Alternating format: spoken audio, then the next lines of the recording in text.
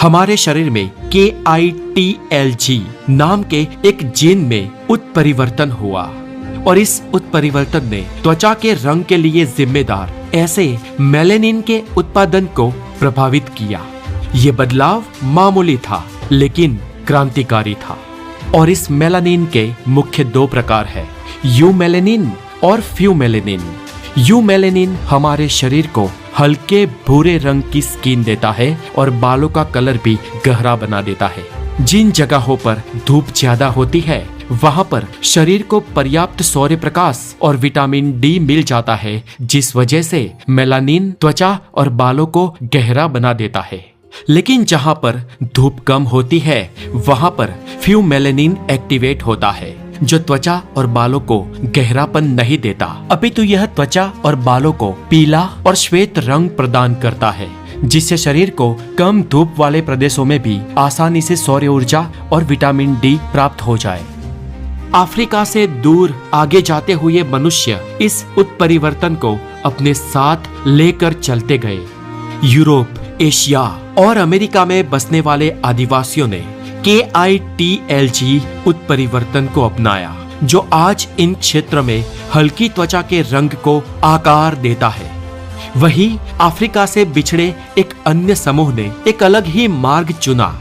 उन्होंने अरब प्रायद्वीप से दक्षिणी क्षेत्र में जाकर भारत और वहां से आगे बढ़कर अग्नि एशिया और फिर ऑस्ट्रेलिया की ओर प्रवास किया और लोगों के इस समूह ने अपनी गहरी त्वचा को बरकरार रखा या बनाए रखा, जो उनके अफ्रीकी मूल की गवाही थी।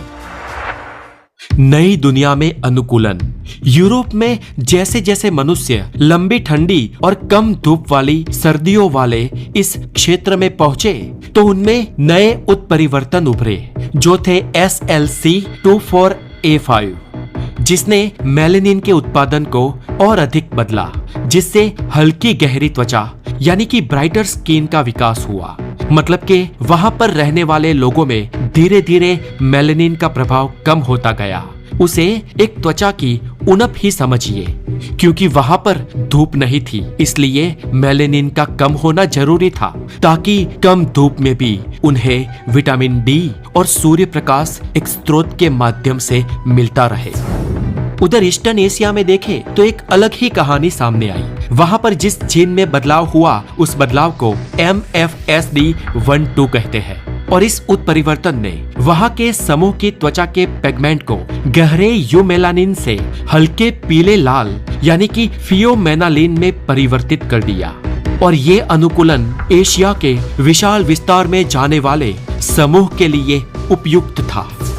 करीब 15,000 साल पहले जब पूरे north and south American continent पर कोई नहीं बसता था, तब शीत युग के कारण अमेरिका के अलास्का और रशिया यानी कि एशिया के बीच जो बेरिंग सी थी वो छोटा सा विस्तार बर्फीला बन गया और समुद्र बर्फ से घिर गया, यानी कि एशिया और अमेरिका के बीच रास्ता बन गया, जिस वजह से मंगोलॉइड जाति के एशियाई लोग शीत युग से बचने के लिए वो मंगोलिया से और नॉर्थर्न रशिया से उत्तर अमेरिका में दाखिल हुए और वहां से साउथ में जाने लगे, जहां पर थोड़ी वार्मनेस थी। ये वही पीली रेडिश स्किन वाले लोग थे जो एशिया से जाकर अमेरिका में बसे थे, जो वहां के पहले मूल निवासी बने, जिसे बाद में रेड इंडियंस कहा गया, जिन्हें बाद में यूरोपियन लोगों ने वहां पहुंचकर ऑलमोस्ट खत्म कर दिया। त्वचा की गहराई, वैश्विक विविधता। अब अगले 10,000 सालों में मनुष्य ने धरती के लगभग हर रहने लायक हिस्से पर अपना बसेरा जमा दिया और हमारी त्वचा के रंग अनगिनत आनुवंशिक उत्परिवर्तन और प्राकृतिक परिस्थितियों के हिसाब से वहां की अद्भुत और सीधी रेखा के पैटर्न में ढल गए। भूमध्य रेखा के पास जिन जनजातियों का बसेरा था वो गहरे यानी कि डार्क कलर के बने और जो उत्तर ध्रुव के पास बसने लगे उनकी त्वचा का रंग हल्का यानी कि सफेद हो गया। आज भी अगर किसी भी प्रजाति को या किसी भी इंसान को 1000 साल से ज्यादा वो जहां रहते हैं उससे विपरीत वातावरण में रखा जाए तो उस इंसान या प्रजाति की आने वाली पीढ़ियों का स्किन टोन या स्किन कलर उस नई जगह के मुताबिक ढलने लगेगा।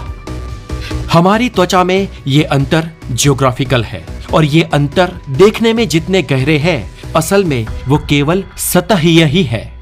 अंदर से तो हम सभी समान हैं। एक साझा पूर्वज और एक साझा मानव की ही संतानें। एक जटिल विरासत हमारे